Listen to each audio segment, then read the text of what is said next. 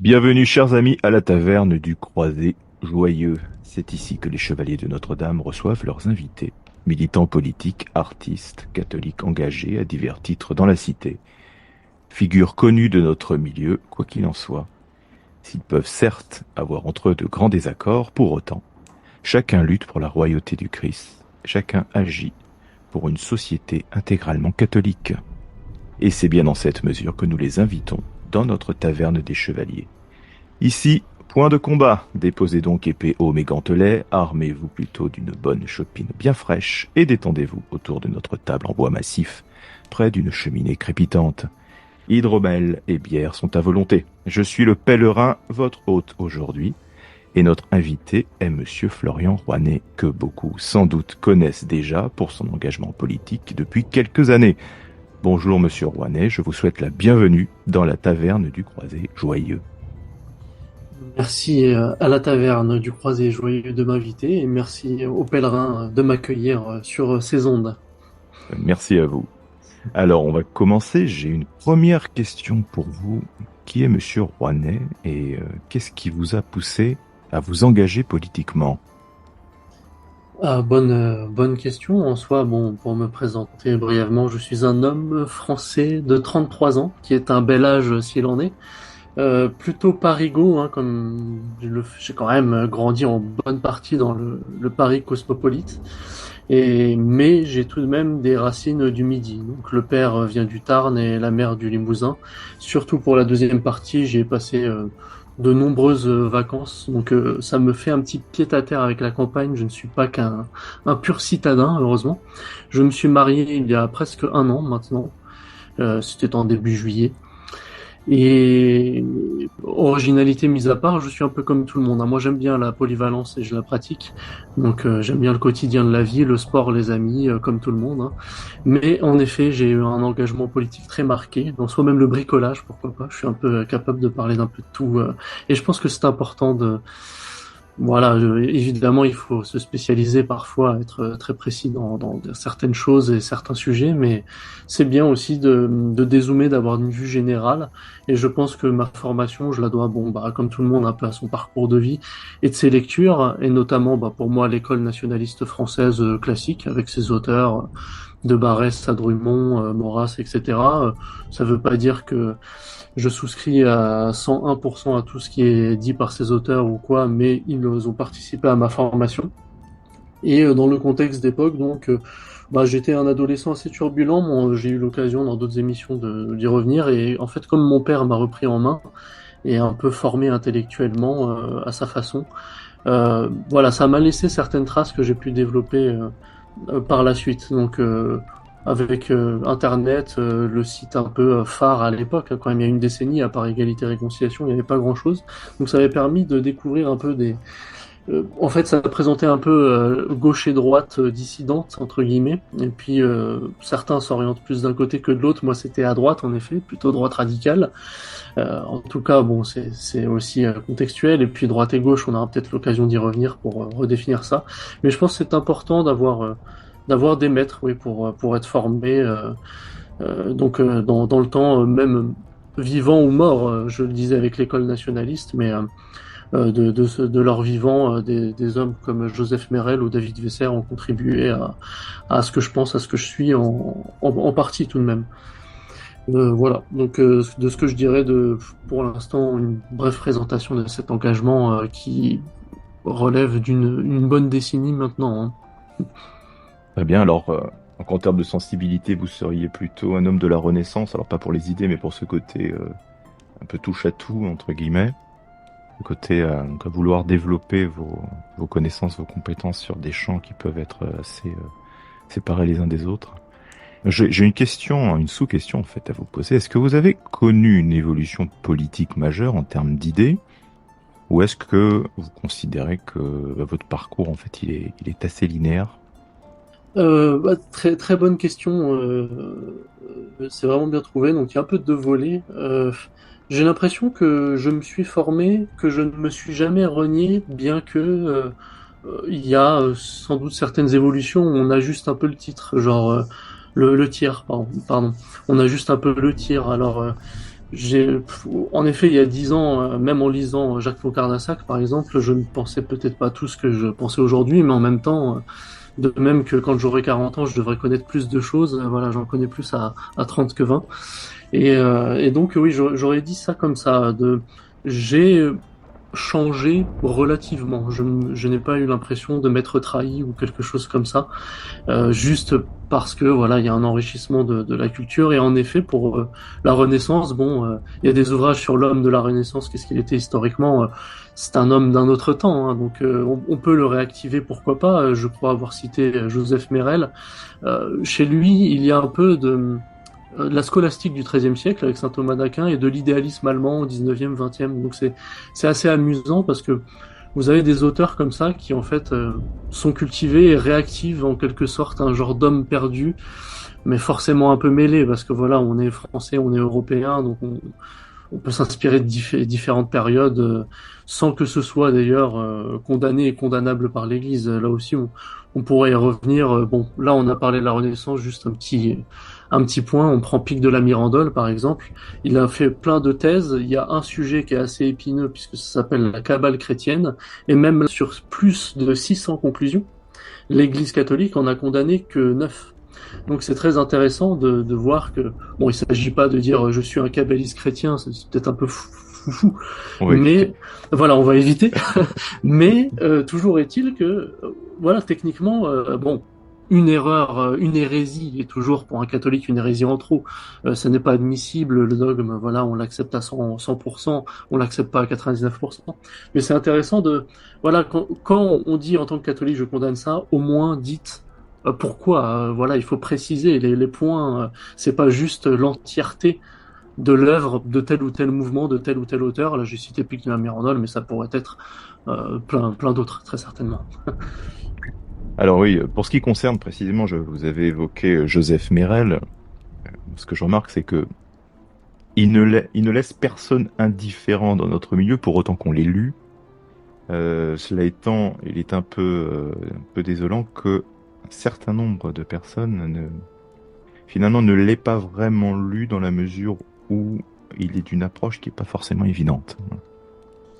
Ça, oui, il faut le reconnaître. Malheureusement, voilà, quand on dit que ce qui est bon devrait s'énoncer clairement, là, il y a des pages qui sont affligées d'ontologie assez complexes par moment, et d'autres passages qui sont beaucoup plus lisibles. Donc ça dépend. Il y a des passages un peu inégaux, mais je pense qu'il faut quand même faire l'effort, ne serait-ce que pour découvrir l'apport de cet auteur. Alors la référence, c'est peut-être le premier gros ouvrage avec Fascisme et Monarchie, mais depuis, il en a sorti un bon nombre, et je pense que dans les petits livrets synthétiques, même si la prose reste ce qu'elle est, il est quand même plus accessible. Donc il faut quand même faire cet effort sur cet auteur qui, en plusieurs décennies, en fait, s'est pris ce que l'on appellerait les surnaturalistes, dans le très mauvais sens du terme, sur la tête. Oui, oui. D'ailleurs, de votre côté, je vais aborder la question suivante. Mhm. Ah bah, vous avez fait aussi un travail hein, dont moi j'ai pris connaissance hein, il y a déjà quelques années maintenant, notamment à travers un site internet hein, qui s'appelle Intégralisme Organique. Euh, alors question pour nos auditeurs, que signifie ce terme? Pourquoi ce site? Très bien, bah c'est vrai que dit comme ça pourrait être aussi assez complexe. Donc j'ai fait un peu le choix de prendre des termes un peu doctrinaux qui peuvent intéresser certains, attiser la curiosité, mais peut-être aussi en dégoûter d'autres. Donc intégralisme, bon, c'est une doctrine, ça en plus un dérivé un peu d'intégrisme, on peut y penser.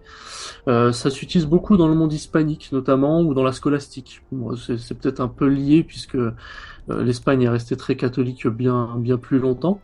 Mais oui, c'est juste le fait de prendre en considération la totalité du bien commun.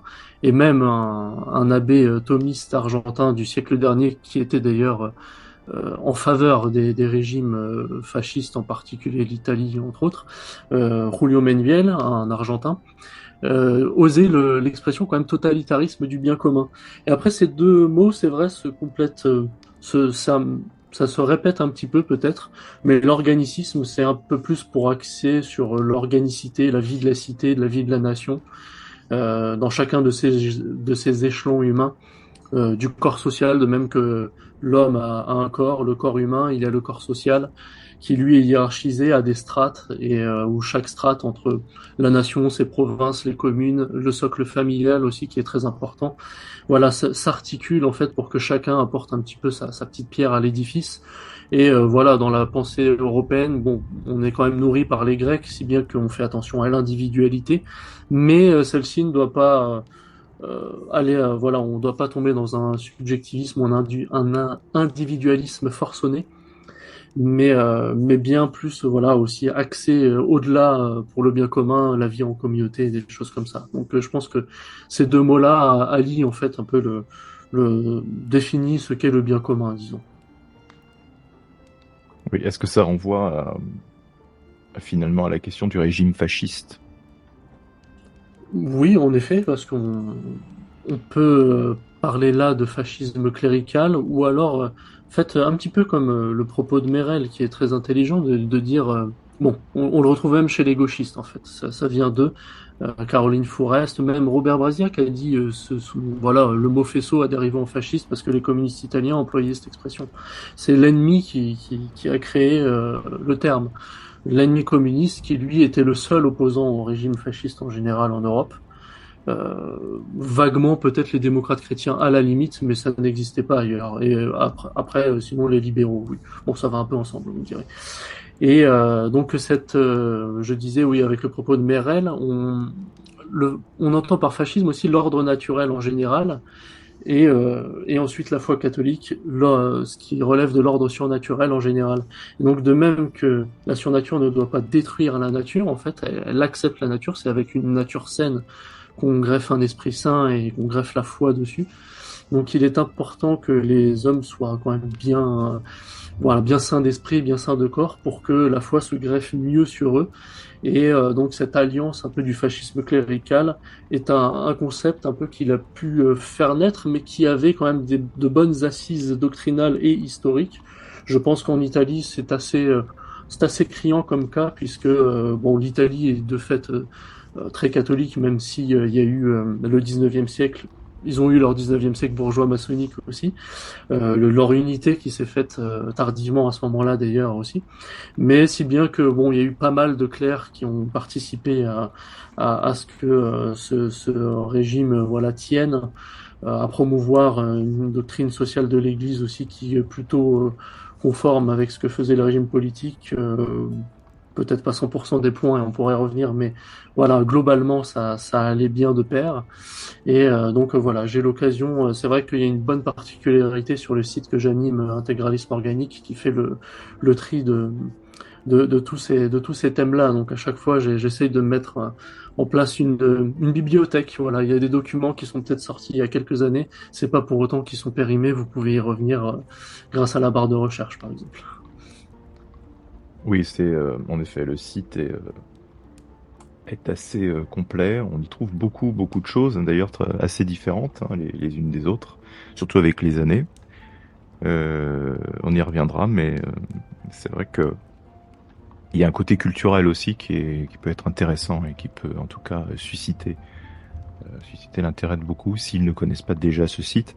Alors pour revenir à la question du fascisme, c'est vrai que c'est un mot qui peut-être paradoxalement, parce que quand on est un peu extérieur au milieu dit hein, catholique, d'extrême droite, ultra droite, enfin bon, je vais pas reprendre non plus les qualificatifs utilisés par nos adversaires, mais on s'imagine que c'est quand même un régime ou une idée qui serait facilement comprise ou acceptée sur le principe en théorie.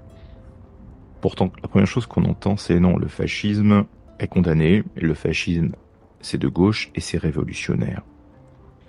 Qu'est-ce que cela vous inspire, monsieur Roy? Il y a beaucoup à dire, c'est vrai. Alors, par où commencer? On va dire, il est répandu de méconnaître le fascisme en tant que tel, je pense, en fait, vu Ouais. le monde post-moderne, le monde post-45. La désinformation, le conformisme, le fait que même dans un pays comme la France, même à l'heure actuelle, bon, en termes de bien-être économico-social, on est plutôt aisé, ça va encore, ça dépend peut-être des petites classes, mais bon, c'est même le prolo d'aujourd'hui est presque un bourgeois en comparaison de la période médiévale, hein. On a tous des pantoufles, un chauffage et tout, donc c'est pas évident de remettre en question tout un édifice quand voilà, on est plutôt, on vit une vie plutôt commode. Et en plus, dans ce monde post-45, donc je les avais mentionnés, non seulement ce sont les libéralo-communistes qui ont gagné, des sociétés ou sectes comme la franc-maçonnerie, voilà, qui sont revenus après 1945, mais en plus font un peu partie de ces grands vainqueurs, si j'ose dire, les démocrates chrétiens. Et donc, forcément, déjà que dans les années 20-30, c'était assez conflictuel et ils étaient pré-modernistes d'une certaine façon. Vatican II n'est pas arrivé de nulle part. Eh bien, ce sont eux qui, voilà, représenteraient en quelque sorte la voie catholique dans la cité ou quoi, alors que ça pose de nombreux problèmes politiques, philosophiques, voire religieux. Et voilà, le fascisme, même si c'est de l'histoire, finalement, il y a du neuf, parce que toutes ces thématiques sont assez intemporelles, universelles, et qu'elles ressortent. Un peu comme avec l'ordre naturel, je veux dire, l'homme est ce qu'il est il y a 2000 ans, et il l'est encore aujourd'hui, et le sera encore demain, n'en déplaise à des transhumanistes ou quoi. Donc voilà, le fascisme, il faut, comme on le méconnaît, y revenir, s'y intéresser de façon dépassionnée, ce qui n'est pas évident, et de pouvoir le redéfinir. Alors c'est un socialisme aristocratique, donc bon, on pourrait se dire, ça fait une confusion entre gauche et droite, mais finalement c'est un peu ça. Euh, il y a du populisme, mais on fait comprendre au peuple qu'il y a une manière noble de vivre et que si on veut, voilà, y accéder, faut s'en donner les moyens. Donc c'est autre chose que un peu le national-catholicisme ou les mouvements un peu plus nationalistes classiques qui sont un petit peu moins révolutionnaires à ce niveau ou peut-être laissent les classes sociales du bas bien en bas. On va dire qu'il y a cette différence-là en effet. Et mais en soi, le fascisme s'est inspiré des meilleures périodes historiques, que ce soit de l'Antiquité, du médiéval, de la Renaissance, et voire même de l'époque contemporaine. C'est peut-être là qu'il y a un conflit et un souci avec les royalistes qui vont idéaliser une période donnée. Là où voilà, la période moderne serait en fait mauvaise à 101%, ou enfin j'exagère peut-être un peu le trait, mais on pourrait rien en tirer. Certains pensent comme ça en tout cas, c'est peut-être pas la majorité des royalistes non plus, hein, mais vous voyez l'idée. Et le fascisme est également une contre-révolution révolutionnaire. Donc là aussi, c'est un thème qui coupe, qui tranche un peu, puisque on ferait remarquer que la deuxième génération de contre-révolutionnaires, notamment en France, ne croyaient plus au retour de l'ancien régime. Donc Donoso Cortés et Antoine Blanc de Saint-Bonnet étaient ainsi, contrairement à Joseph de Maistre qui a connu l'ancien régime. Et en fait, ces hommes-là se disaient, mais on peut s'accommoder d'un chef d'État, d'une république, monoarque, pour monarque, ça veut dire une tête unique, donc c'est finalement le chef d'État, on dit bien de Gaulle que c'était un monarque, une république monarchique en quelque sorte, puisque tout ce qui était décidé passait par son nom, était validé ou non par son tampon. Donc voilà, d'une certaine façon, le principe d'autorité, hein, il est là, ça peut aller dans un sens ou dans l'autre, mais donc ce processus de révolutionnaire n'est pas une subversion, un peu comme l'a été en bonne partie la révolution de 1789, mais c'est juste comme processus. En fait, parfois, l'ordre n'est plus dans l'ordre, donc il faut un coup peut-être assez violent de renverser la table, on n'enfonce pas que des portes ouvertes en effet, pour rétablir l'ordre véritable face à un désordre politique interne en quelque sorte. Donc il y a un principe de rénovation dans ce régime qui est exactement celui que la monarchie aurait dû avoir, la monarchie française avec Louis XVI, qui a été moins militaire, très débonnaire et ne s'est pas assez défendu, entre autres choses. Après, c'était une situation qui pourrissait parce que depuis le décès de Louis XIV, l'aristocratie n'était plus centrée autour de son roi soleil, donc elle s'est ennuyée, elle a commencé à lire les nouveaux auteurs, les encyclopédistes, les francs-maçons, les Voltaire, les Rousseau, les Diderot, et j'en passe, et des pillards. Et donc le fascisme politique est un peu la politique de la classe moyenne.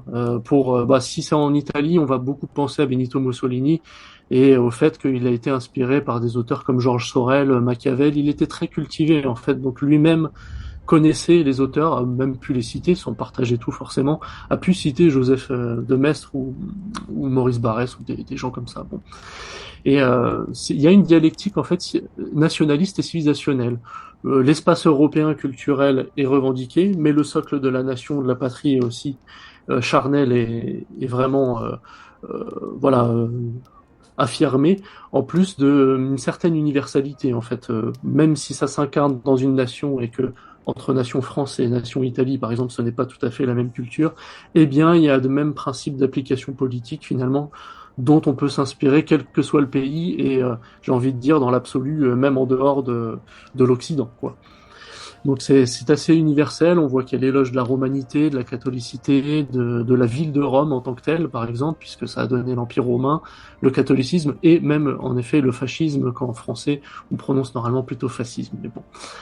Et ce bien commun, voilà, est défendu, nous l'estimons, par quelle que soit la virtualité des différents peuples. En fait, selon leur nature, ça peut s'appliquer.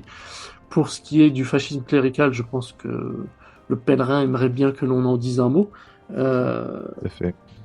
Donc, il y a, pour le cas italien, je disais, bon, on peut citer le Padre Pio, Monseigneur Benigni, ou l'auteur Piero Michatelli, qui avait vraiment sorti un ouvrage qui a été réédité à Reconquista Press sur les catholiques et le fascisme en son époque. Il a écrit depuis Milan en 1924. Donc, c'était dans ce contexte-là. Je pense que celui qui a poussé le plus loin ce principe-là, un peu de fascisme et christianisme.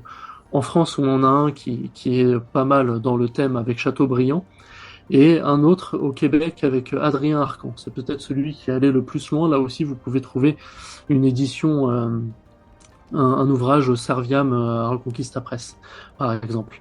Peut-être encore plus axé d'ailleurs fascisme et catholicisme, là où Chateaubriand, c'était peut-être le terme de christianisme dit de façon générale. Là, on parle vraiment de catholicisme, mais je pense dans les auteurs plus récents, bon, Jacques Foncart-Dassac peut-être pouvait apporter que certains éléments dans Doctrine du nationalisme, Doctrine au pluriel.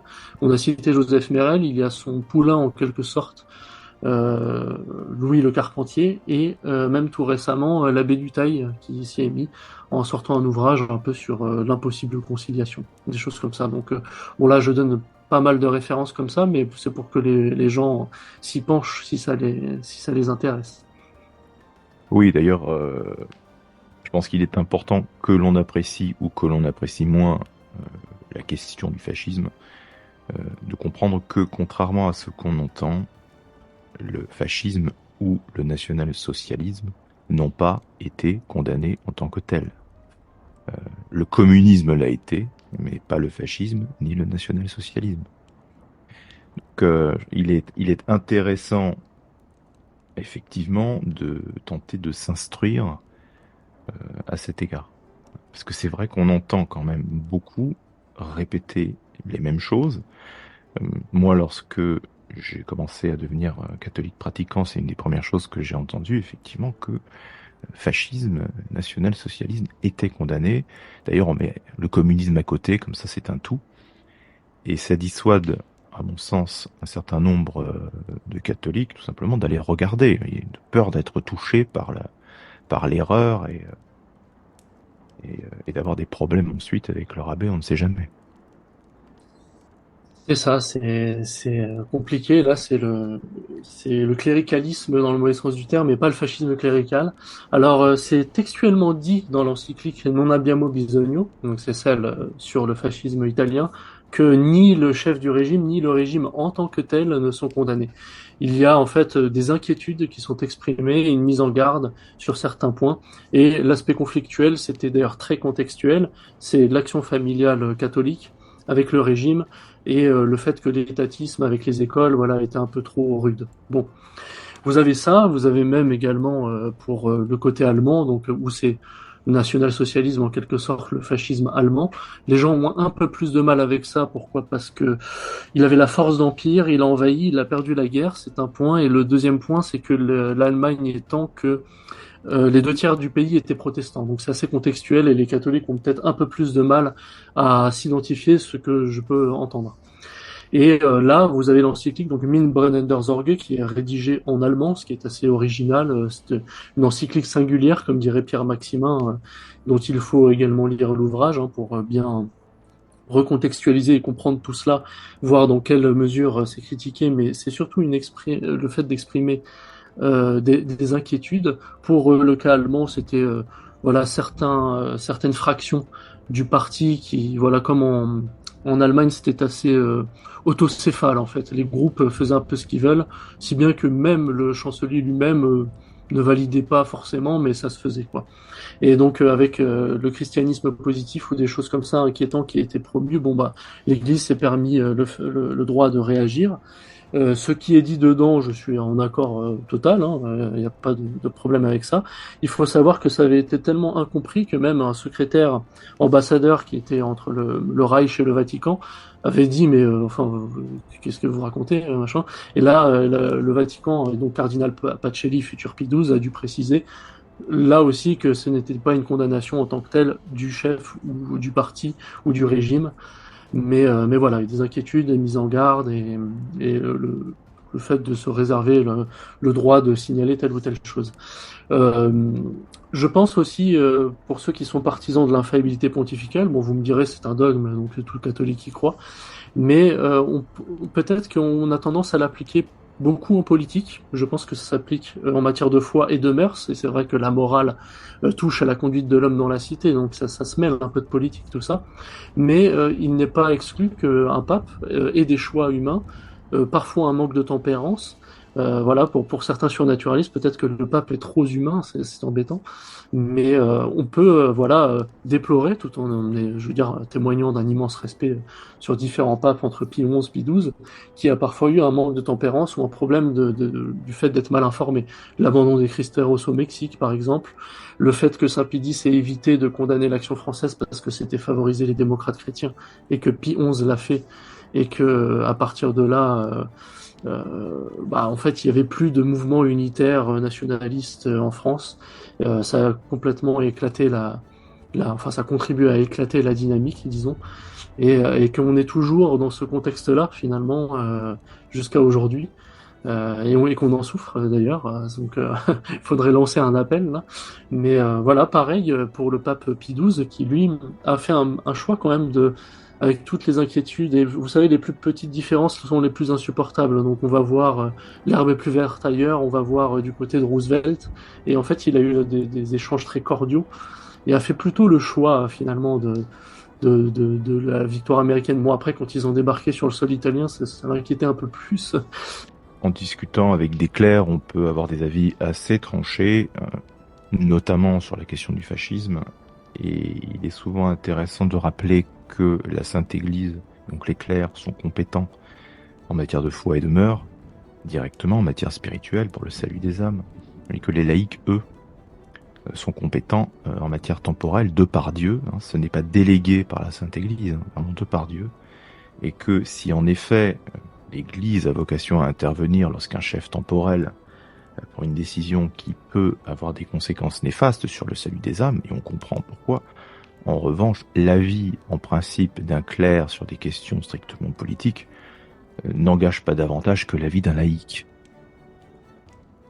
Oui, on pourrait dire ça comme ça, même pour les laïcs, je veux dire, on est tellement plongé dans la cité, on fonde des foyers, on travaille, que c'est même ça nous concerne plus directement en quelque sorte. Et puis les clercs, oui voilà, déjà guident nos âmes, ce qui est quand même la chose la plus précieuse. C'est énormissime déjà, donc c'est déjà tout un tout un travail à faire.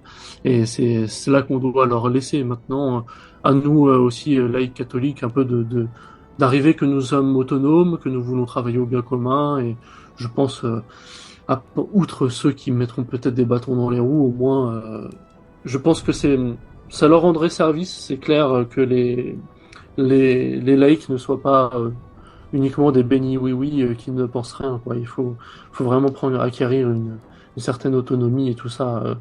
Après, voilà, il y a toujours le risque, et il faut pas manquer de tempérance et voilà et de prudence. Donc ça, j'en parlais en effet. Même certains le reprochent à Léon XIII pour les enseignements un peu sur la démocratie, ce qui, je pense, c'est peut-être un peu exagéré, l'air de rien. Après, dans le contexte d'époque, ça avait pu être un échec, mais notamment dû au contexte français, disons. Bon. Et d'ailleurs, là, c'est un petit peu une petite pique sur le royalisme. Certains ont une vision assez mythifiée de l'histoire de France. Alors, c'est un très beau pays, temporellement, il a énormément fait pour la chrétienté. Cependant, lors de ces 2 derniers siècles, ça fait 2 siècles et demi, de dire c'est la France fille aînée de l'Église en acte, c'est faux. C'est la fille aînée de la franc-maçonnerie ou que sais-je, mais autre chose en tout cas, ou de l'athéisme, du matérialisme, je ne sais pas, mais voilà, en acte, ça n'est pas du tout ça, quoi. Formellement, elle ne l'est pas vraiment. Alors il y a un gros héritage historique, donc ça ne demande qu'à être réactivé certainement. Il y a de plus en plus de conversions et nous nous en félicitons, mais voilà, dans l'histoire de France, même là, il y a des hauts et des bas. Quand Philippe le Bel, avec de Nogaret, veulent littéralement faire gifler le pape Boniface VIII, bon, est-ce que là, c'est fini de l'Église? Pas trop, quoi. Donc, sous Saint-Louis, oui, et d'autres périodes, bon, pas du tout, beaucoup moins. Oui, donc c'est vrai qu'il y a un véritable courant dans notre milieu, catholique, catholique militant, qui estime que, en quelque sorte, le Seigneur est fidèle dans ses promesses et qu'un jour ou l'autre, la France sera restaurée, hein, entre guillemets, dans sa gloire. Et il y a un véritable débat là-dessus parce que c'est vrai que c'est souvent affirmé, peut-être au mépris de la prise en compte d'une certaine réalité qui a duré un temps certain aujourd'hui, hein. Parce que il est vrai que ça fait quand même un moment que, concrètement, et malheureusement, la France est une puissance maçonnique. Je pense que personne ne peut le nier, d'ailleurs, personne de sérieux ne le nie. La question est de savoir, mais est-ce que il s'agit là d'une grande parenthèse euh, dans ce qui est sa vocation véritable, et est-ce qu'elle reviendra à cette vocation, voilà, avec les royalistes, certains d'entre eux nous le disent, avec le retour d'un monarque traditionnel sur le trône de France. En effet, c'est bien dit. En fait, bah, là, on va retomber aussi d'ailleurs sur le problème du surnaturalisme, puisque, en fait, sous prétexte que Dieu gagne à la fin du film, ne faisons rien, quoi.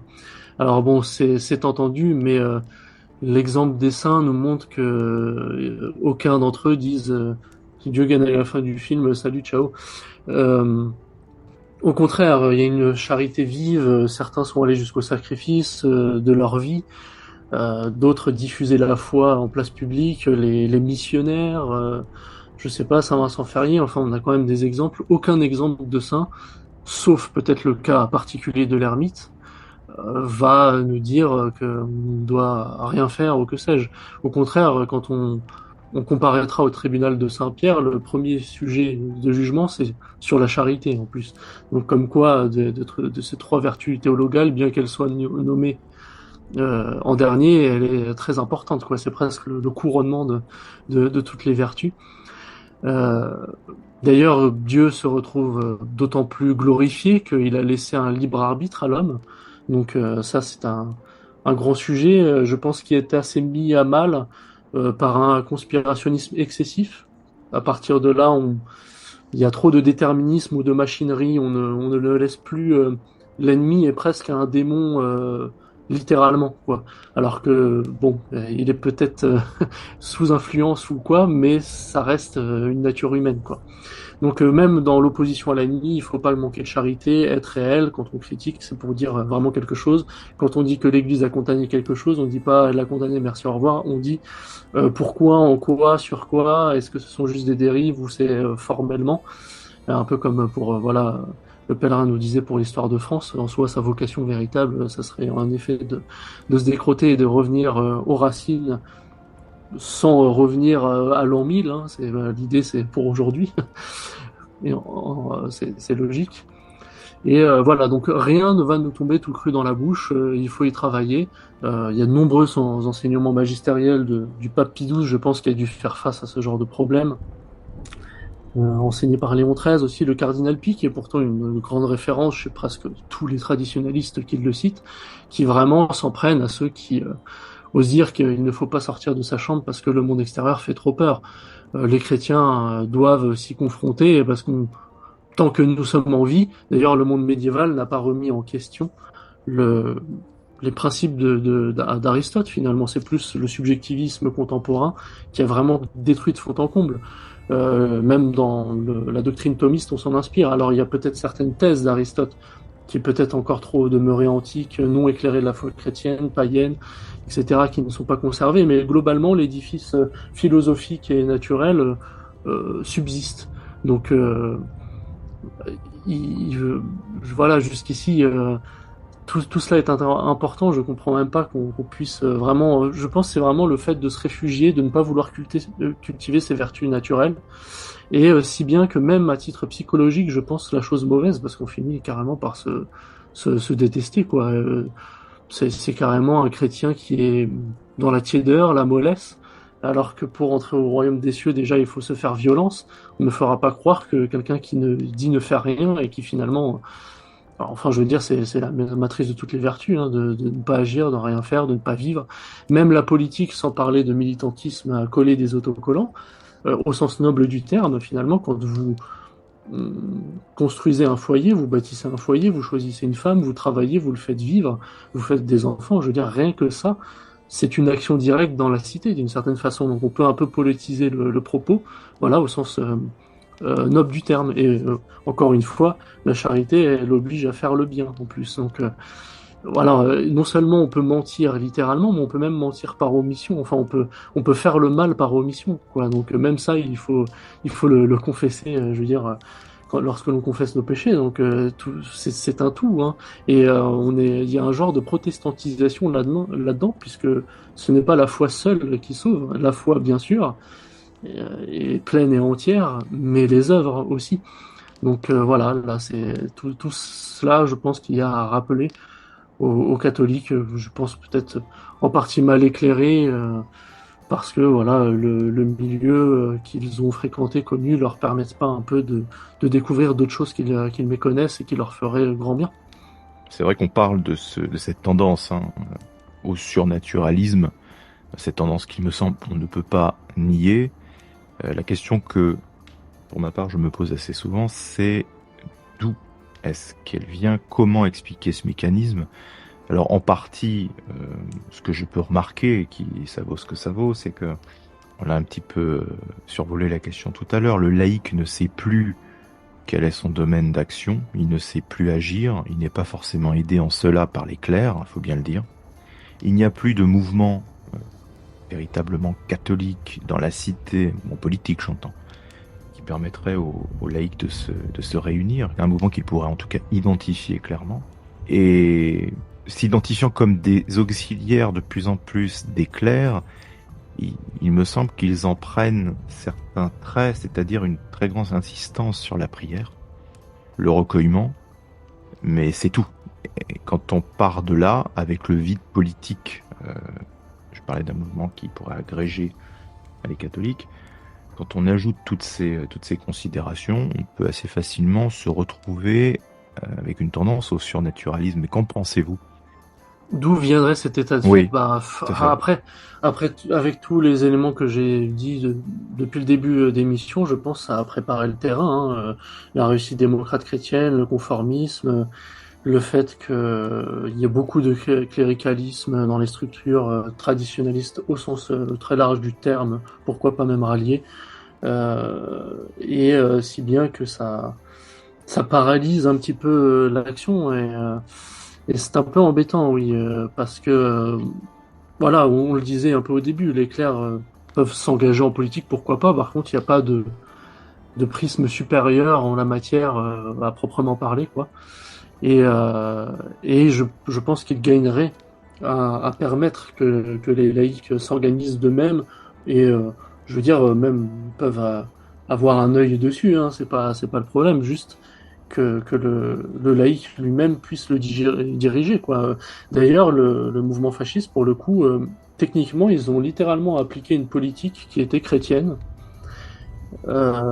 sans cléricalisme, en fait. Et même si vous avez des histoires de clercs persécutés, très souvent, c'est qu'il y avait, bon d'ailleurs, les corps de police identifiaient la chose, une certaine subversion politique, résistance politique qui existait en Pologne, en France, des choses comme ça, de la part de clercs. Et donc si bien que même quand ils ont eu quelques soucis avec le régime, c'est souvent par le biais de leur action politique en tant que telle. Il n'était pas question de s'amuser à embêter quelqu'un parce qu'il avait une soutane. Ça, pour le coup, strictement rien à voir avec le régime communiste. Et donc ça aussi, je pense que c'est à rappeler.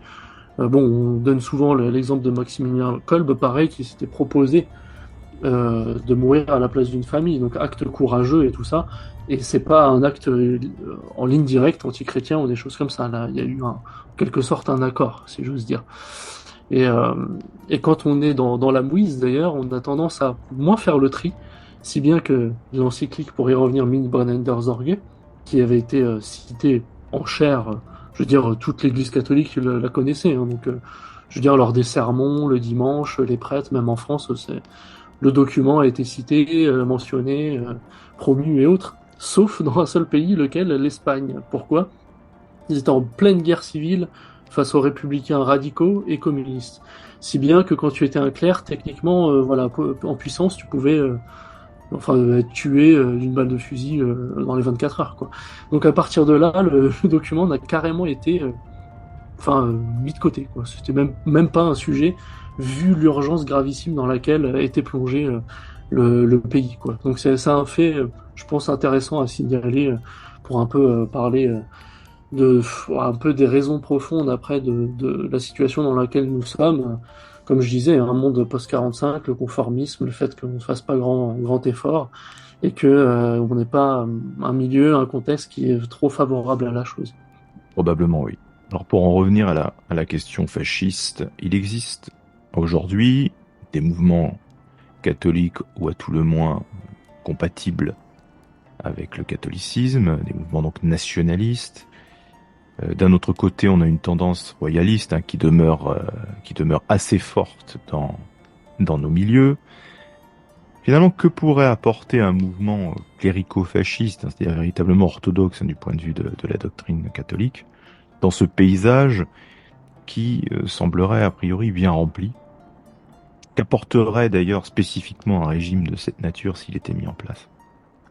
Bah, en fait, c'est ce que je disais, c'est que non seulement il y a les vérités d'Ancien Régime contenues dedans, mais en plus pour la période moderne, et avec ces principes de rénovation-là, l'Ancien Régime aurait évité de tomber, parce qu'on reconnaît à cette période d'être quand même globalement chrétienne et en faveur du droit naturel, ce qui n'est plus le cas aujourd'hui.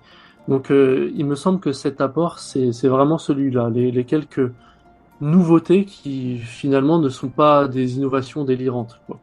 Dans le monde moderne, ça veut pas forcément dire une insulte, ça dépend, on parle de quoi. Il y a du bon aujourd'hui, il faut pas se leurrer, quand même. La vie est un minimum agréable, quoi. Enfin, on peut pas être dans la négativité et espérer être né 5 siècles avant ou que sais-je.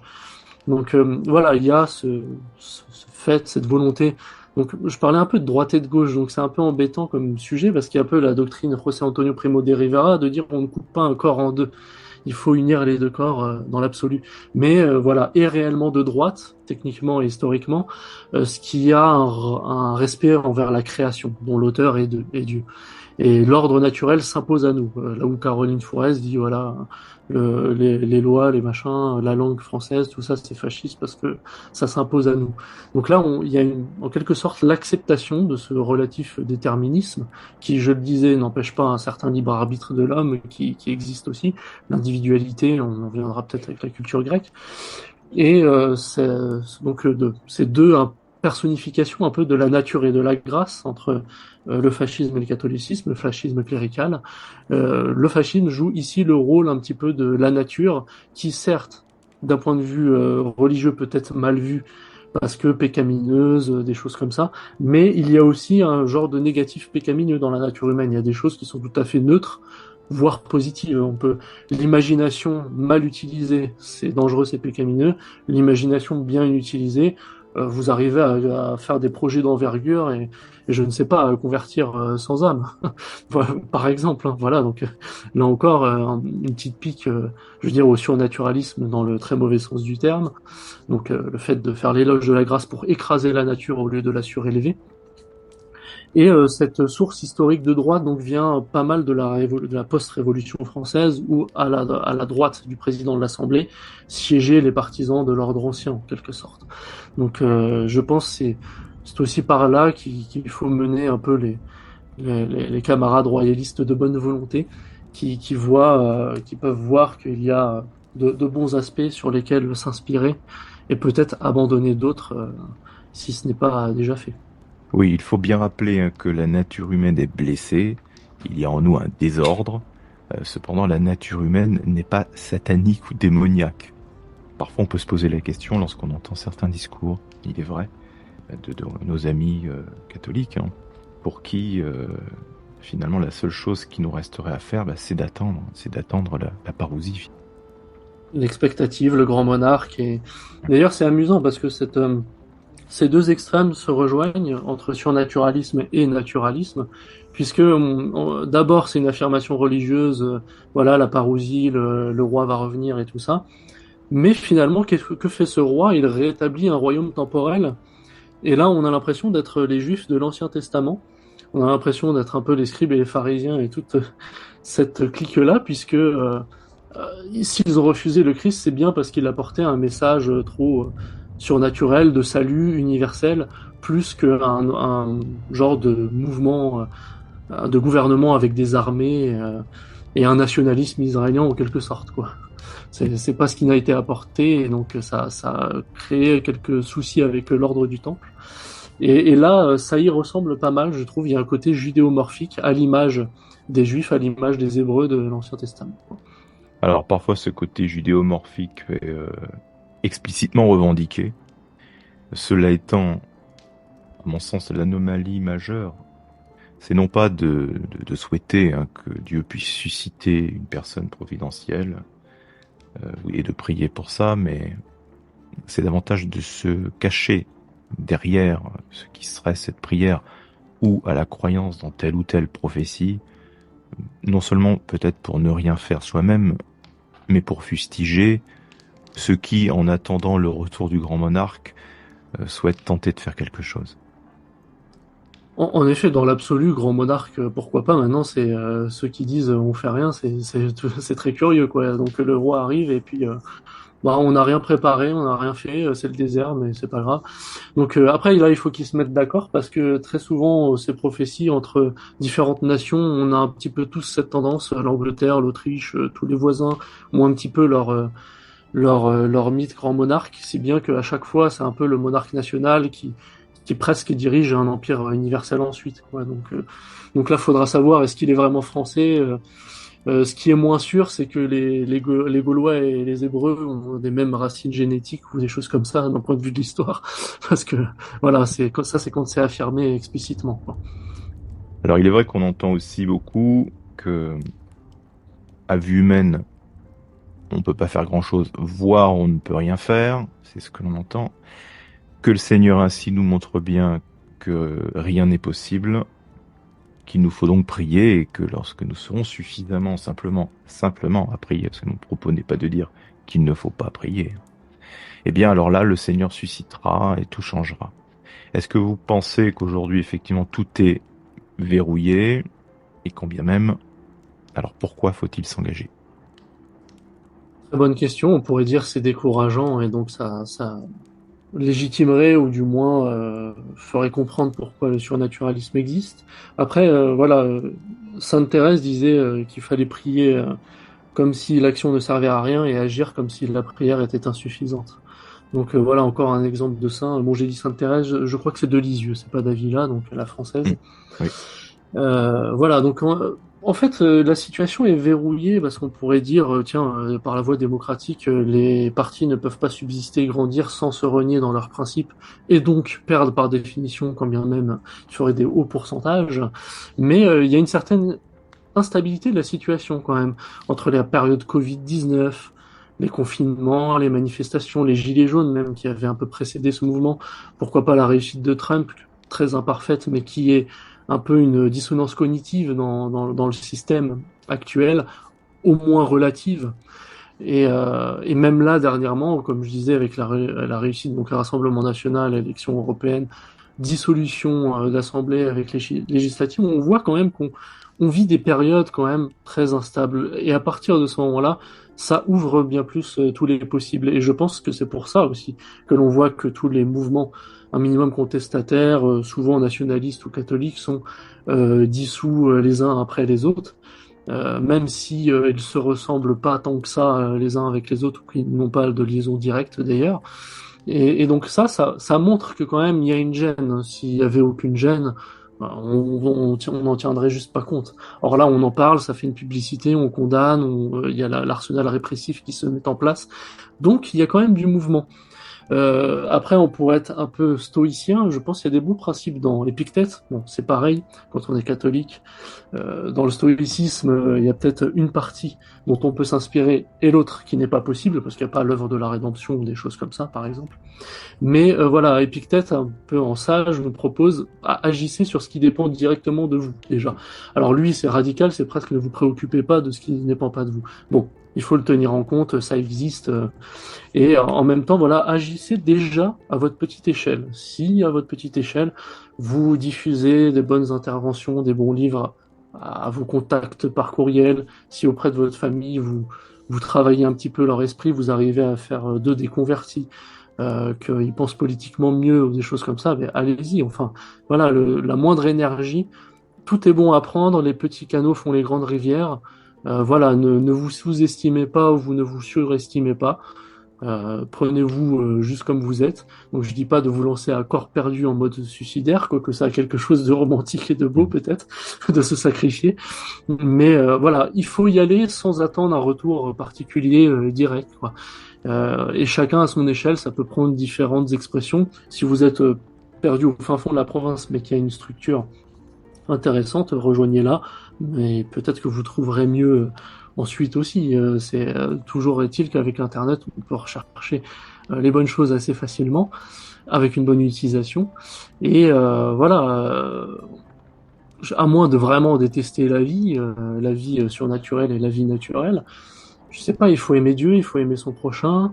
Quand on a une famille, on veut, bon, on a tous une famille d'ailleurs. Si on n'a pas des enfants, on a des parents ou des frères et sœurs ou des oncles. Et voilà, je sais pas, on lutte un peu pour cette chose-là, quoi, un minimum de patriotisme sans rentrer dans un peu la stabilité bourgeoise. On n'avait pas critiqué trop la bourgeoisie et le conspirationnisme, mais c'est deux tares dans le milieu assez présentes. Il en faut un peu, mais à dose relative, quoi, ces choses-là.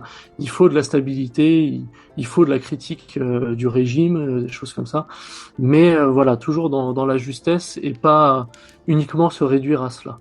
Nous voulons incarner en fait le bien commun. Il faut vraiment voilà, montrer qu'on veut, on est capable, nous ne sommes pas incompétents. Et cette politique, voilà, fonctionne encore une fois par strate, comme je le disais, avec l'organicité. Donc le chef d'État, la nation, tant qu'on n'a pas ça, on a au moins nos familles, les communes, le cercle d'amis. D'ailleurs, on a tendance à fréquenter les gens qui nous ressemblent. Maintenant, on fréquente beaucoup moins les gens qui sont en bas de chez nous, surtout dans les grandes villes. Ça se fait comme ça, on se dit même plus bonjour. Donc et voilà, j'exhorte vraiment les gens à un peu faire leurs humanités, être sportif, être bricoleur, être intellectuel, lire régulièrement. Faut vraiment, tout ça fait partie, voilà, d'un engagement même voilà, personnel, mais qui déborde quand même autour de soi. Ne serait-ce que quand vous êtes en groupe et que vous parlez et vous dites des choses bonnes, d'une certaine façon, ça rayonne un peu. On peut éveiller une petite conscience, même éveiller une personne, c'est déjà énorme. Donc voilà, ne vous sous-estimez pas, agissez à votre échelle. Voyez comment la période évolue. Ça va dans notre sens. En fait, il y a de plus en plus de conversions, il y a de plus en plus de gens qui se désaffectionnent de la société moderne. En même temps, tu m'étonnes, ils en souffrent. Mais voilà, il y a des choses qui dépendent de nous, des choses qui dépendent pas de nous, et même dans ce qui ne dépend pas de nous, finalement, les plaques tectoniques s'y dirigent, je trouve. Il est important de garder bien en tête que le Seigneur nous a mis où nous sommes. Que lorsqu'on est confirmé, on est soldat de Dieu. Que ce à quoi on doit travailler, c'est au Christ roi autour de nous, même s'il travaillait humble. Que le Seigneur est le maître des résultats, et pas nous. Nous devons faire ce que nous avons à faire en tant que catholiques. Et je déplore un peu que lorsqu'on discute avec certaines personnes qui semblent assez découragées, nous disent que de toute façon, bah oui, tout ça semble très verrouillé, la situation semble perdue.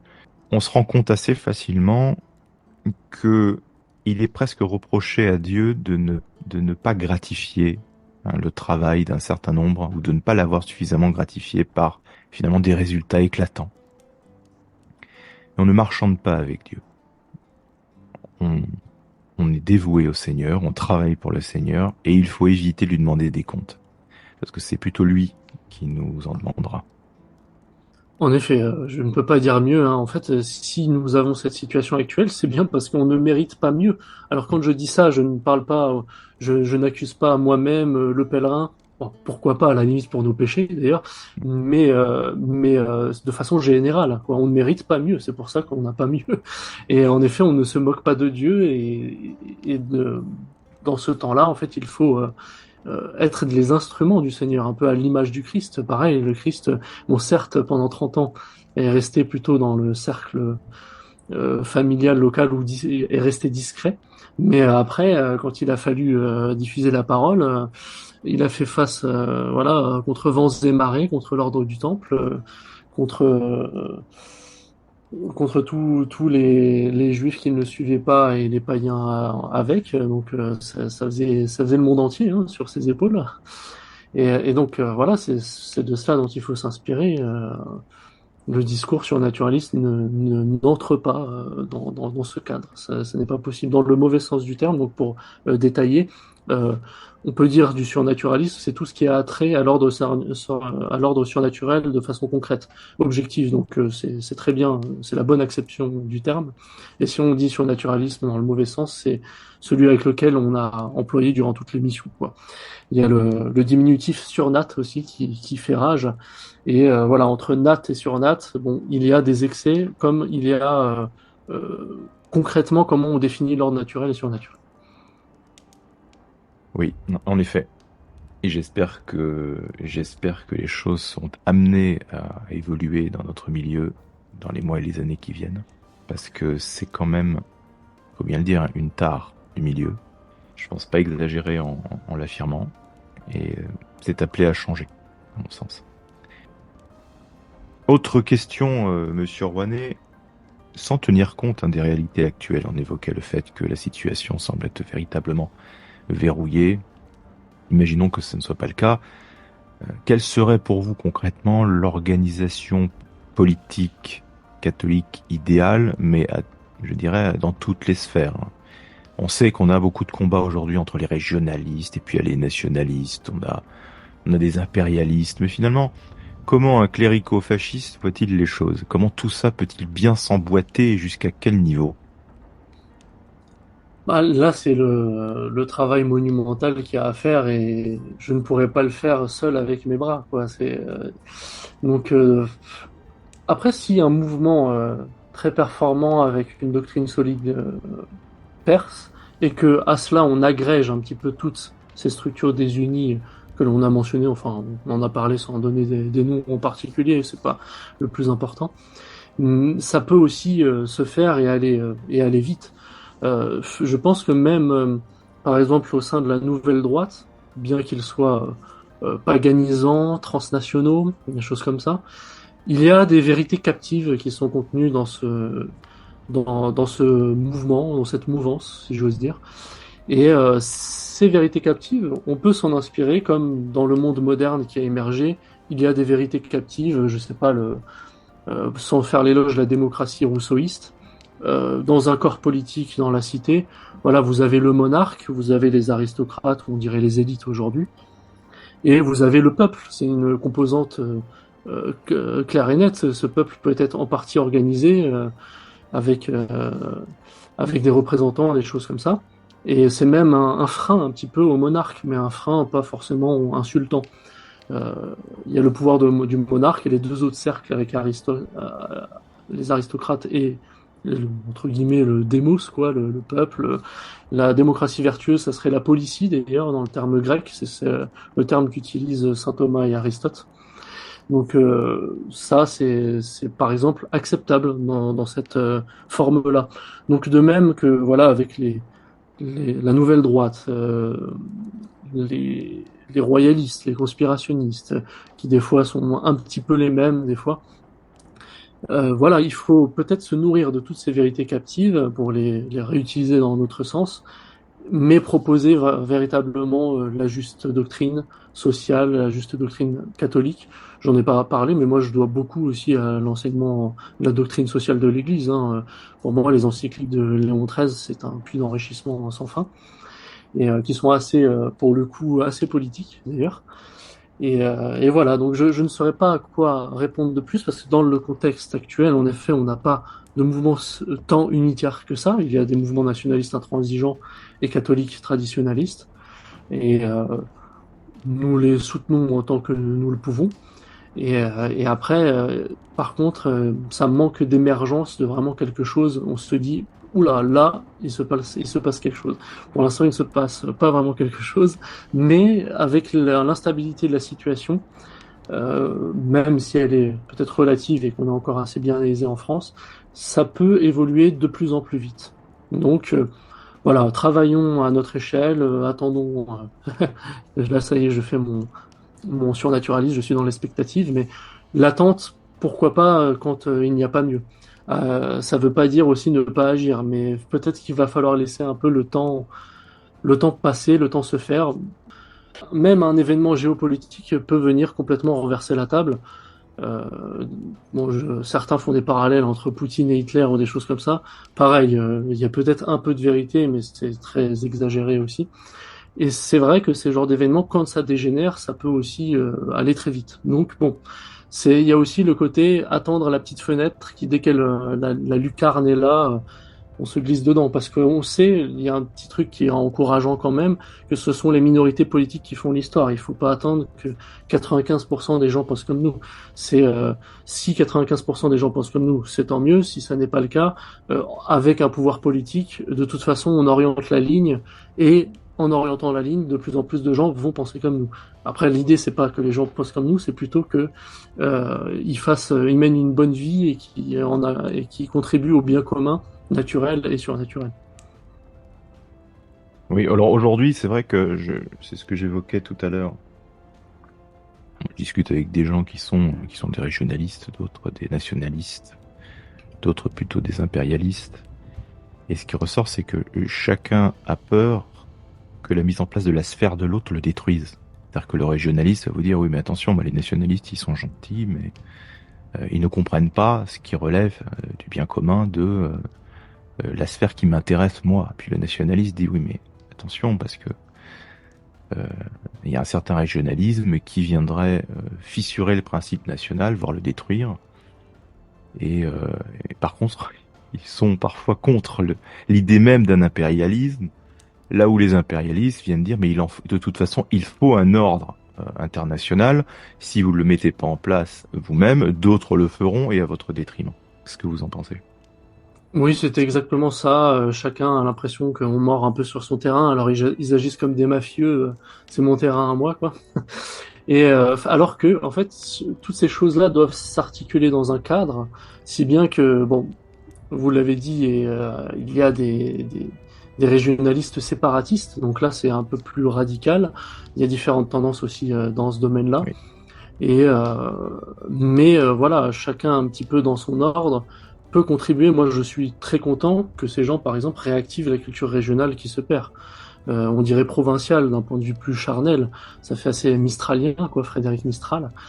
Et même Frédéric Mistral, pour le citer, bah, il aimait énormément sa Provence, mais il aimait la France également.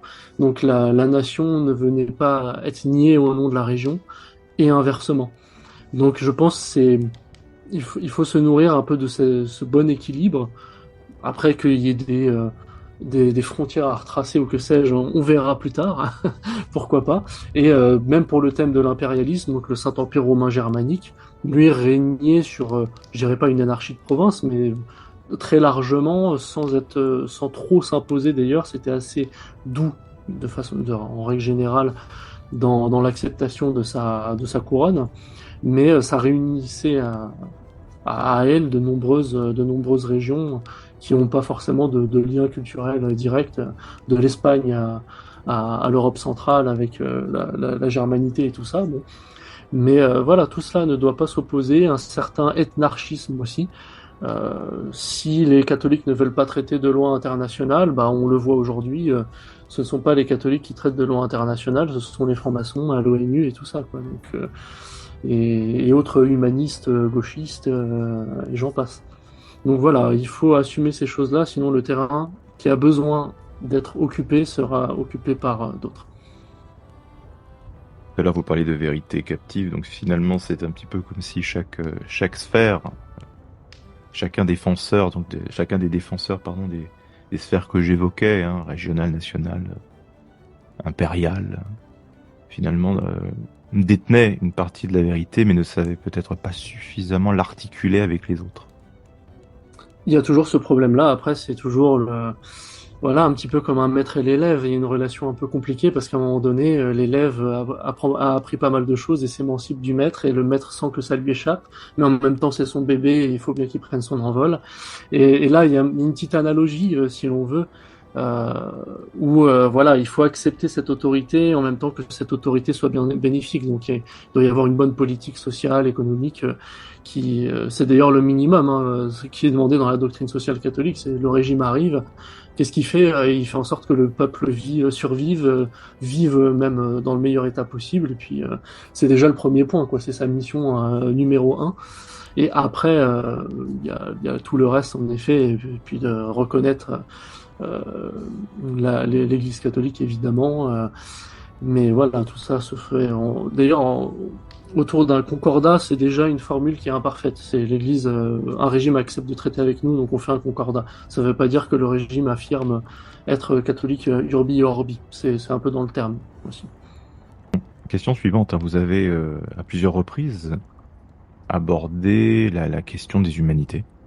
Je sais, pour connaître votre site, que donc c'est une question qui revient assez régulièrement. Selon vous, quelle doit être aujourd'hui la place de l'héritage gréco-romain des humanités dans la vie d'un catholique, dans une société catholique? Quels apports faut-il en attendre? Mhm. Très bien, bah, en tant que catholique français, européen, c'est en effet une culture qui me touche et qui doit tous nous toucher. Il est intéressant de voir une constante dans l'histoire selon laquelle toute période, quelle qu'elle soit, s'identifie par rapport à l'Antiquité. Donc il dit ah, nous on n'est pas ça, nous on est ça. Des fois pour fustiger, des fois pour en faire l'éloge. Ça dépend sur quoi. On reconnaîtra d'ailleurs au christianisme l'avoir mis de l'ordre moral là-dedans, c'est-à-dire qu'il y a de très bonnes vertus qui peuvent être trouvables, voilà, qui peuvent être trouvées dans les poésies d'Horace. Les fables d'Ésope, pourquoi pas, ce qui préfigure un petit peu d'autres fables, dont La Fontaine. Donc c'est un riche héritage qui s'est diffusé. C'est en particulier avec l'activité de David Vesser que j'ai particulièrement été intéressé par ces sujets-là. Et je me rends compte d'ailleurs que dans le milieu nationaliste ou même que l'Église catholique, on a fait souvent l'éloge. Le pape Pie XII, quand il rencontre les journalistes grecs après-guerre, j'en ai recensé certains propos sur intégralisme organique, on le voit. Le père Basile de Césarée, donc père patristique grec, chrétien des premiers siècles, il rédige un ouvrage sur les lettres grecques, comme quoi, en quoi on peut s'en inspirer. Évidemment, il y a des choses, les dieux ça donne aux plus grandes perversités parfois. Il dit bon, ça fait rougir. En effet, c'est de la littérature, mais on le jette. Et par contre, quand Horace fait l'éloge des vertus naturelles ou des choses comme ça, euh, voilà, on ne peut que dire c'est objectivement vrai, et un catholique peut s'en nourrir, puisque nous sommes la vérité en matière de foi, mais également nous devons la connaître dans toutes les matières, si j'ose dire. Euh, Même si on ne peut pas tout connaître en tant que catholique, d'ailleurs, il y a un esprit d'obéissance qui doit être chez nous, qui est que si on ne connaît pas un dogme, on l'accepte de base. Donc si on dit ça, j'y crois pas, ah oui, mais en fait, tu sais pas que c'est un dogme, là on dit ah ouais, d'accord. Bah, il y a l'acceptation à ce niveau.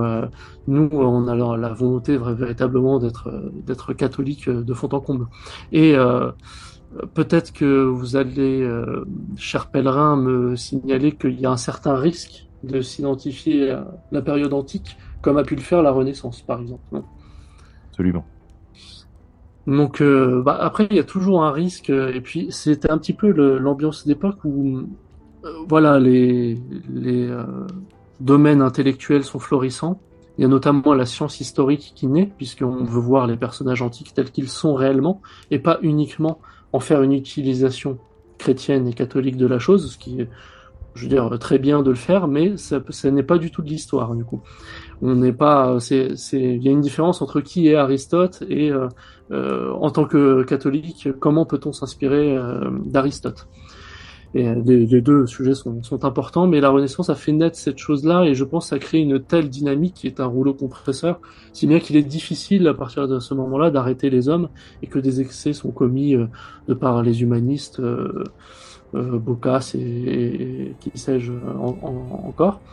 Mais voilà, toujours est-il que c'était quand même encore la Renaissance, une période pieuse qui se situe un peu à différents siècles parce que ça commence en Italie et même les historiens britanniques font pas trop de différence entre Moyen Âge et Renaissance, qui est quand même un marqueur.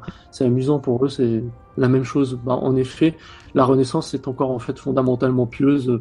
Même les républiques vénitiennes, elles sont, il y a des cardinaux qui y sont. Enfin, voilà, on est quand même dans un contexte encore très chrétien. Peut-être qu'il y a une certaine dérive de s'intéresser à, voilà, au nom enfin, de vouloir acquérir toujours plus de connaissances, d'aller encore plus loin, voire de regarder du côté de l'Orient, puisque l'Italie l'a un peu fait, quoi. C'est un peu un pont méditerranéen, donc elle ne méconnaît pas aussi la culture orientale, et si bien que quand on se penche dessus, bon, c'est encore plus difficile de se prémunir de quelque chose comme l'ésotérisme. Même voilà, Pic de la Mirandole, il a appris l'hébreu, l'arabe, le latin, le grec. Enfin, c'est un génie quoi. À 23 ans, on peut plus le refaire ça. Ça n'existe plus. Et donc il y a toujours un risque et en même temps des vérités captives, des bienfaits, des bonnes choses, même des choses. Voilà, on a parlé d'histoire, je dirais pas un tiers du temps, mais c'est presque ça. Euh, voilà, d'une certaine façon, merci à la Renaissance d'avoir fait naître un peu cette discipline scientifique dont on s'inspire aujourd'hui, même si on va pas absolutiser, mythifier, dogmatiser l'histoire. C'est juste l'histoire en tant que telle, quoi, la vie des hommes à travers les siècles. Oui, à cet égard, on ne peut qu'encourager à mon sens, hein, les catholiques aujourd'hui à connaître les grands classiques, voire d'ailleurs je parle bien sûr des adultes, hein, à apprendre le latin ou le grec. Je sais qu'en latin, on a la méthode Orberg qui fonctionne plutôt bien, qui est une méthode intuitive et qui permet d'apprendre d'une façon probablement moins rébarbative que l'enseignement classique, hein, nous fait apprendre le latin. Que tout est possible. Et puis il y a les méthodes aussi assimiles hein, qui fonctionnent bien. Exactement, j'allais le citer en fait. On peut même apprendre les langues indo-aryennes, des choses comme ça, quoi, si on veut pousser le bouchon archi loin. Ou pourquoi pas les dialectes régionaux, peut-être rendus plus unitaires et administratifs maintenant. Pour l'occitan, dans le sud, c'est plutôt du toulousain, mais voilà, ça a été un peu généralisé et unifié.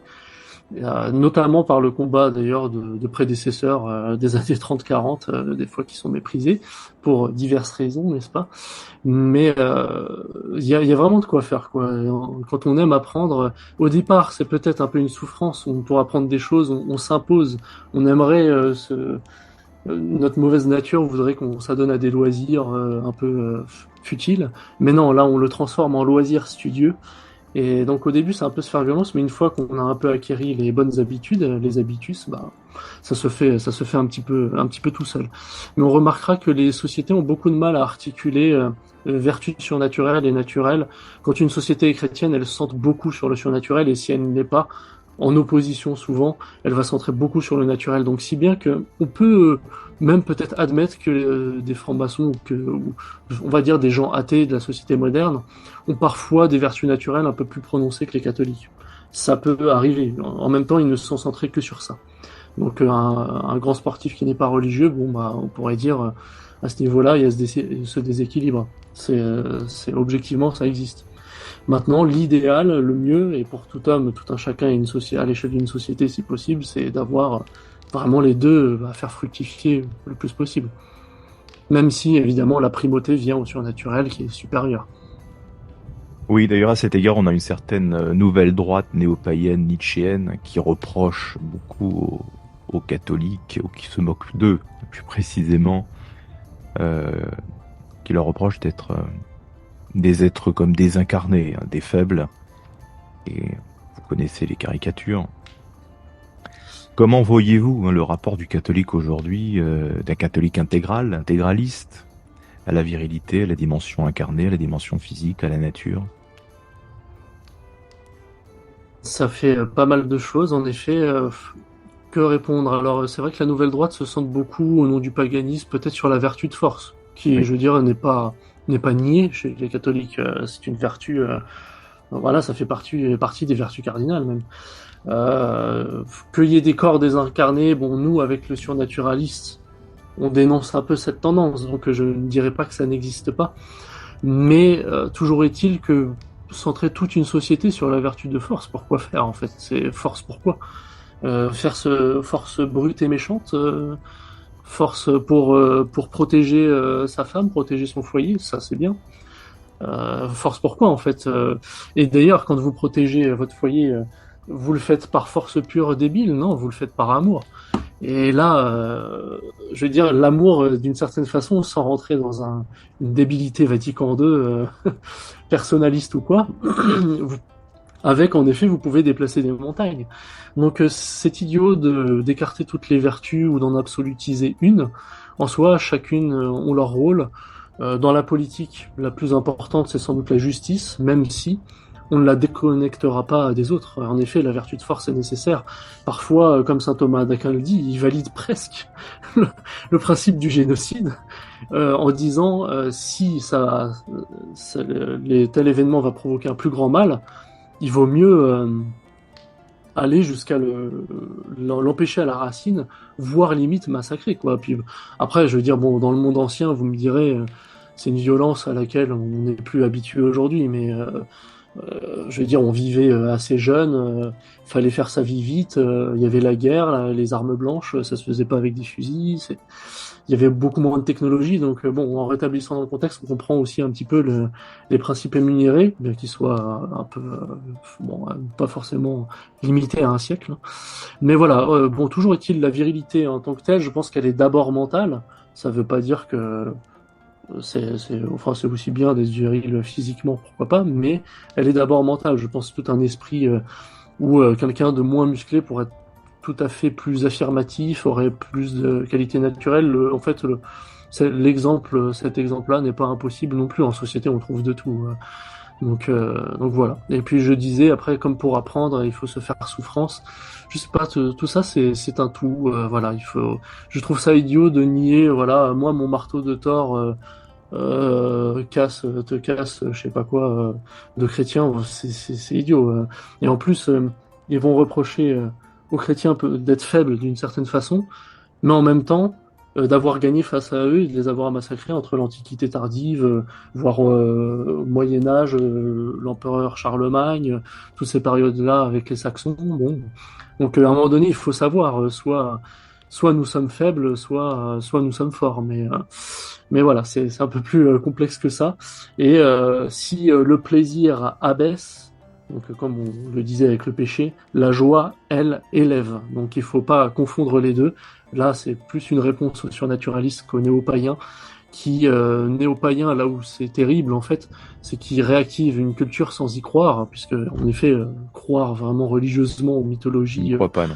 antiques, c'est compliqué. Donc en fait, ils sont fondamentalement athées.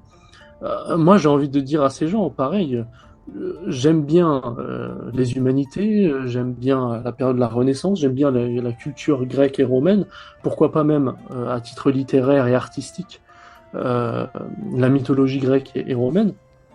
Et on peut même s'intéresser, pourquoi pas, aux mythologies nordiques, j'ai rien contre dans l'absolu, mais de rester athée, voire de croire carrément à la multiplicité des dieux, ou en professant cela, enfin, où ça mène, quoi? Et que faites-vous, en fait? J'ai l'impression que le christianisme, comme il demande de se contraindre, de faire des efforts, ils n'ont pas envie de les faire et de rester ce qu'ils sont. Je dis pas que ce sont des sous-êtres ou quoi, mais ils veulent rester ce qu'ils sont et ne pas faire d'efforts là où la morale chrétienne leur demanderait d'en faire. Donc je pense pour une partie d'entre eux qui ont peut-être eu l'hésitation à se convertir, c'est la seule explication, c'est ça. C'est après, soit ils vont dans le paganisme, soit ils prennent le christianisme à la carte avec les hérésies néo-martionnistes, jansénistes ou que sais-je encore. Et j'en passe. Oui, d'ailleurs, il faut bien rappeler que la difficulté, hein, voire le dégoût que l'on peut avoir pour l'effort et pour ce qui n'y a pas facilement, ce qui est désagréable, c'est ce que saint Thomas d'Aquin appelle de l'efféminement. Donc c'est pas très viril. Par ailleurs, les néo-païens, si on regarde bien la façon dont ils s'expriment, ce qu'ils aiment, il y a une esthétique, d'abord, que je trouve très moderne, très héroïque fantasy, et puis un culte un culte de l'image du corps, avec un certain narcissisme qui est extrêmement moderne. Donc pour des personnes qui viennent nous expliquer qu'il faut retourner à nos véritables racines, c'est quand même un comble. Ah, c'est sûr. Et puis nos véritables racines. Bon, après il y a la vérité en tant que telle. Donc là, Oui. il y a la vérité chrétienne. Et nos véritables racines, bah, se nourrissent en partie de l'Antiquité, en effet, qui commence à être très très lointaine, hein, parce que là, si on nous reproche de regarder un peu trop sur le passé pour telle ou telle chose, que ce soit le fascisme ou l'ordre médiéval, bon là, on plonge quand même encore plus loin, hein, donc bon là, le reproche ne pourrait pas trop nous être posé. Donc voilà, il y a des vérités captives peut-être chez eux, parce que si c'est sûr que si l'image du catholique c'est le moderniste, le quiétiste, le janséniste, machin, enfin d'ailleurs, qui sont toutes des tendances littéralement condamné par l'Église et on a les enseignements pourquoi. Voilà, et face à cela, exalter la force contre tout le reste, ça provoque un déséquilibre. Il y a un mot qui est très à la mode aujourd'hui. D'ailleurs, on parle souvent de déséquilibré. Bah voilà, ça fait clairement ça. Et alors, est-ce qu'ils ont vraiment cultivé cette vertu de force en sachant que toutes les autres seraient niées, irrespectées, méprisées? C'est même pas sûr, quoi. Bon. En effet. Alors pour finir, monsieur Rouanet, on va passer au volet littéraire de l'émission. À la taverne, on aime bien discuter art et littérature, la lourde épée, oui, mais la plume aussi. Donc je vais vous demander quelle est l'œuvre, quelles sont peut-être les œuvres que vous avez choisi de nous présenter, dont vous avez choisi de nous dire un mot. Oui, bah j'en ai trouvé un peu au nombre de 3. Je me suis limité, j'ai fait un choix qui aurait pu être différent, bon, si je l'avais pensé à un autre moment, hein, mais je m'étais dit, bon, autant prendre des petites références, édifices qui m'ont fait, qui pourraient intéresser certains. Donc en termes de livres, on n'aura jamais fini. Je voulais pas faire trop de jaloux, si bien que j'ai sélectionné un peu plus littérature, un plus politique et un plus théologique, religieux. Euh, pour commencer par celui littéraire, j'aurais bien cité la Divine Comédie de Dante. J'avais lu il y a quelques années et qui est une référence littéraire incroyable, qui, je sais, est critiquée d'ailleurs. Mais cela dit, Léon XIII l'avait quand même sur sa table de chevet. C'était un pape très littéraire et cultivé. Ça se ressent d'ailleurs tout à fait dans ses prises de parole et encycliques.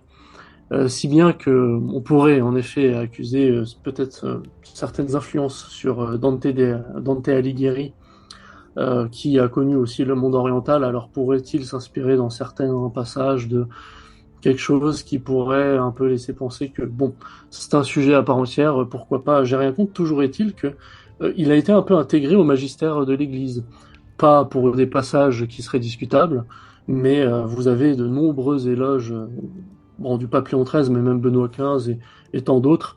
Je crois, il y a aussi ça sur mon site Intégralisme Organique, je pense que c'est pour le 600e anniversaire ou quelque chose comme ça, où il y a eu toute une série de discours, notamment élogieux vis-à-vis de la ville de Rome.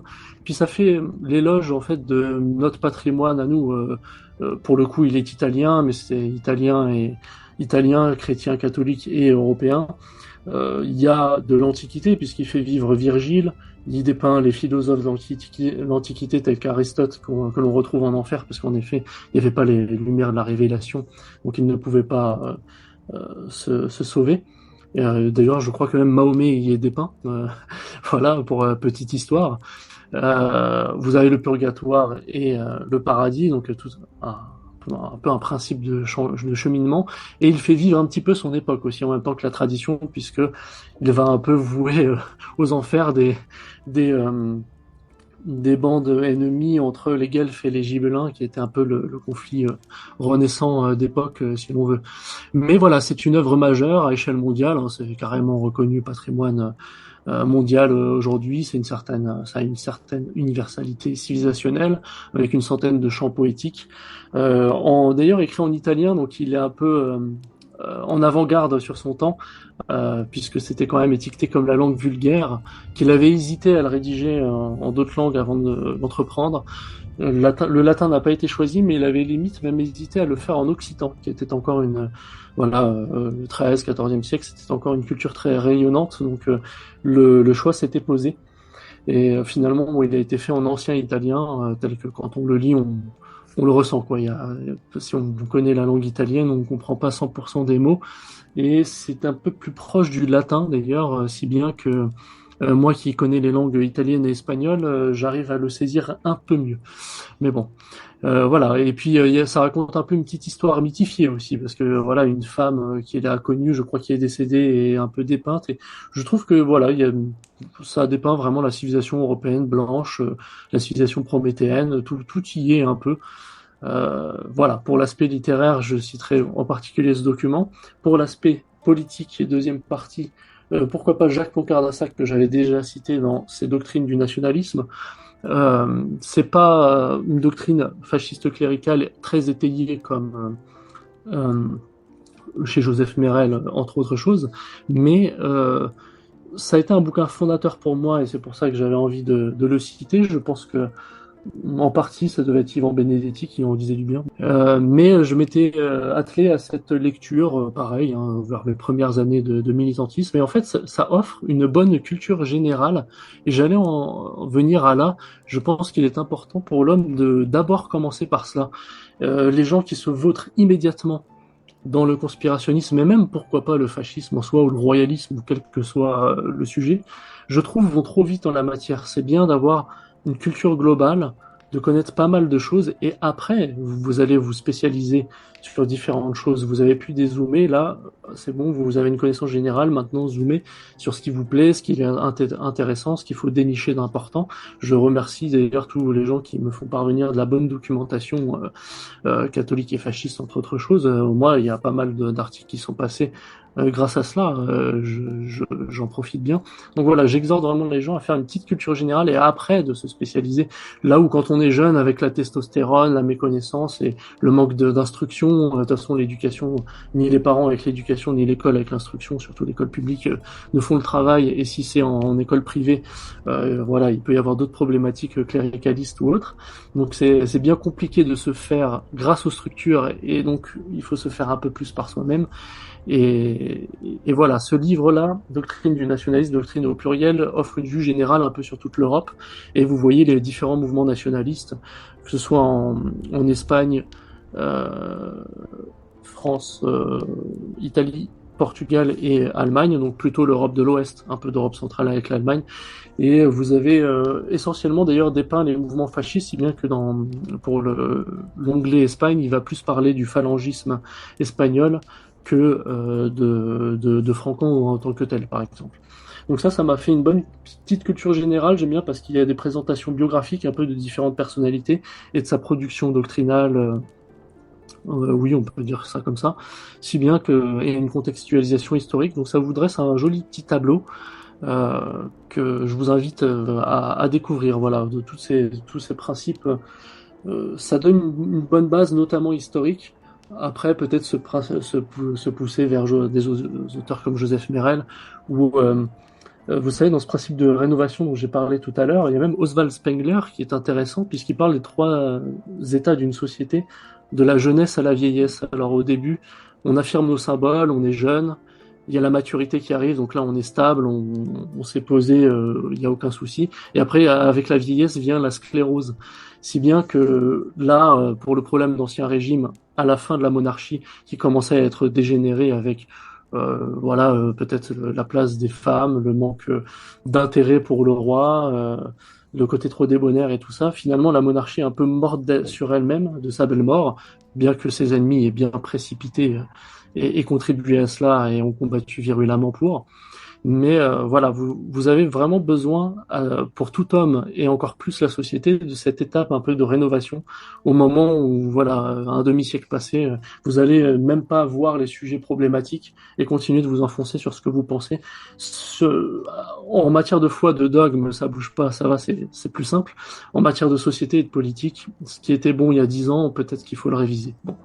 Je passe sur la troisième œuvre plus théologique, donc je voulais citer, en fait, il y a pas mal de catéchismes qui sont intéressants parce que vous avez Spirago, Don Dragonet, des catéchismes de ce genre, mais voilà un petit peu référence, bon, que j'espère pas trop bateau, mais elle est très importante, c'est celle du catéchisme de la Somme théologique, donc qui est un peu le Saint Thomas d'Aquin simplifié. On se base sur l'enseignement socratique avec questions-réponses, donc très très simple, subdivisé en plein de chapitres, et là vous avez la matière théologique surtout, quoi. Si vous ne savez pas qu'il y a 9 corps d'anges et en quoi ils se séparent et un peu quelles sont leurs missions respectives, parce qu'on connaît très bien les anges gardiens, les archanges, bah oui, mais c'est l'échelle le plus bas, ce sont ceux qui sont les plus proches des hommes. En fait, il y a tous les autres avec les vertus, les puissances, les dominations, les séraphins, les chérubins, et là, qui chantent encore plus la gloire de Dieu, et je sais pas, toutes ces thématiques-là, je trouve, en plus, sont là, je propose un livre qui peut être lu par tout catholique, quoi. Quelle que soit sa tendance traditionnaliste, rallié par allié, constat sévacantiste, pas de constat sévacantiste, peu importe. Là, vous avez un livre de référence où, dès que vous êtes intéressé ou que vous êtes catholique d'intention, de foi, lisez-le, quoi. Là, vous avez un petit peu tout. En plus, il y a, je pense, bon, les éditions Saint-Rémy qui l'ont un peu relancé. Je pense que c'est l'un des plus faciles à se procurer de la liste. Et voilà, une formation de base pour tout catholique. Ça vous fera peut-être pas penser sur la crise, la dite crise de l'Église avec le Vatican, le modernisme et tout ça, mais en tout cas, là, vous avez des fondements théologiques concrets, véritables, intemporels et universels. D'ailleurs, j'ajoute que, alors sauf erreur, hein, mais le catéchisme de la Somme théologique, on le trouve en ligne, hein, je crois en PDF assez facilement. En effet.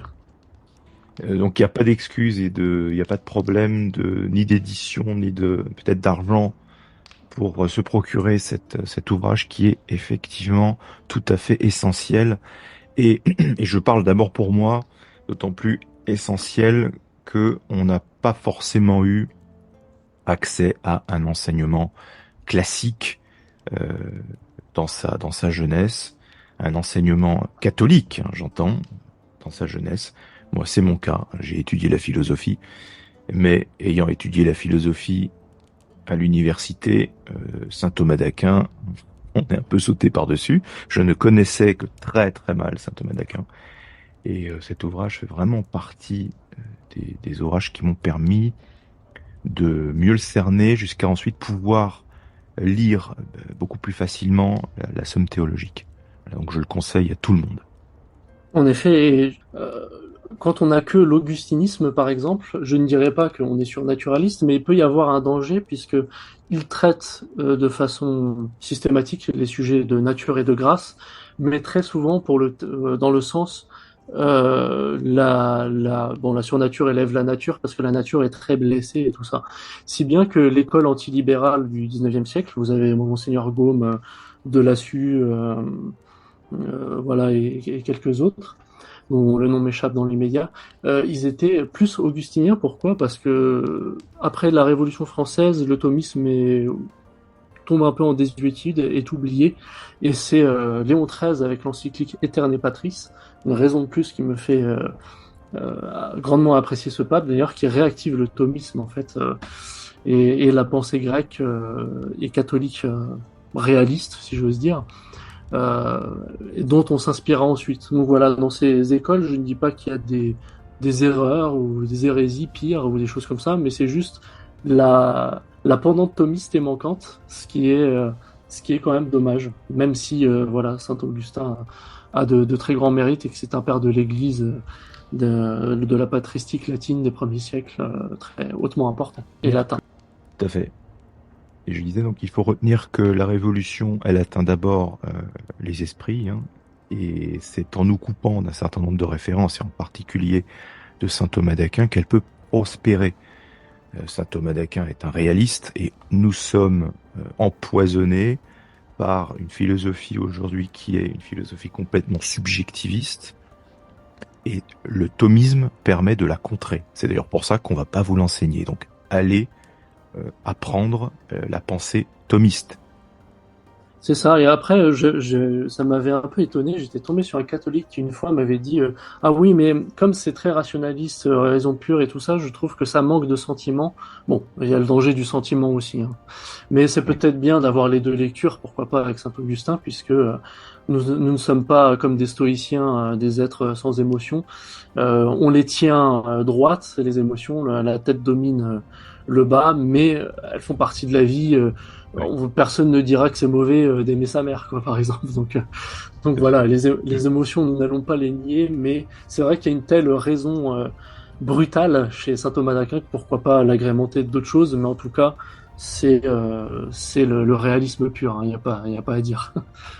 Chaque chose a sa place, et considérant l'état de la société qui a donné une place immense aux émotions, ce qui a donc généré beaucoup de déséquilibres, et qui en génère encore, saint Thomas d'Aquin, peut-être plus que jamais, est l'antidote. Exactement. Bien, monsieur Rouanet, est-ce que vous souhaitiez ajouter encore quelque chose? Pas spécialement parce que plus rien ne me passe par la tête. J'ai un petit peu tout dit ce que j'avais à dire. Bon, j'ai des notes très brèves de quelques mots et ça me permet un petit peu de faire un peu le tour du sujet. Donc je pense avoir assez bien arrondi les angles. Bon, ce sont des sujets presque inépuisables, hein, ne serait-ce que sur le fascisme clérical et l'anti-surnaturalisme. On pourrait en parler encore des heures, mais il faut bien résumer un peu notre pensée, synthétiser et savoir s'arrêter. Donc non, voilà, pour dresser un petit peu le tableau, juste voilà, faites attention intégralement à tout, promouvez une organicité concrète, faites attention à toutes les strates du bien commun de la société, et ensuite vous vous insérez là-dedans, votre petite personne humble certes, mais qui va avec la foi, la charité, faire bouger des montagnes un minimum autour de soi. Je vous y invite fortement et les choses iront mieux. En fait, essayez de devenir comme vous voulez que la société soit avant de changer cette société-là en tant que telle. Voilà. Quel type de société je voudrais, avec quel type d'homme, idéalement, et je vais devenir ce type d'homme en me fixant évidemment des limites raisonnables. N'allez pas, pour donner un exemple un peu plus prosaïque, vous inscrire à la salle de musculation et soulever des haltères de 200 tonnes dès la première journée. Voilà, petit à petit, aussi bien formation physique, intellectuelle que spirituelle. Le spirituel prédomine, donc j'aurais pu le dire dans l'autre sens si vous préférez, mais vous avez compris l'idée. Et voilà, c'est vraiment, s'il y a un message à retenir, presque ça serait celui-ci. Merci beaucoup à la Nouvelle Chevalerie de m'avoir invité, merci aux pèlerins, et merci à tous nos auditeurs de nous écouter, de nous partager. Merci beaucoup, monsieur Rouanet, d'être passé à la taverne. Je pense que ça aura été très instructif pour beaucoup de nos auditeurs. Et chers auditeurs, pour ma part, je vous dis à la prochaine fois, et Notre-Dame vous garde.